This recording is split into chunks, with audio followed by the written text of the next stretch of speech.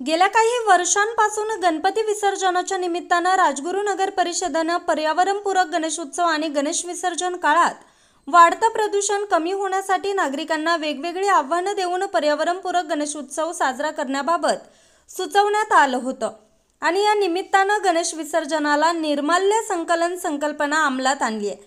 या नगर परिषदेच्या उपक्रमात रोटरी क्लबने देखील साथ दिल्यामुळे नदी प्रदूषणास नक्कीच आळा बसल्याचं दिसून आले। या उपक्रमामुळे पर्यावरण प्रेमींनी समाधान व्यक्त केले। अशीच तळमळ नगर परिषदेनं राजगुरुनगर शहराच्या सांडपाण्याबाबत दाखवावी की जे सांडपाणी भीमा नदीमध्ये कोणत्याही प्रक्रियेविना सोडलं जाते, अशी मागणी पर्यावरण प्रेमींनी व्यक्त केली आहे।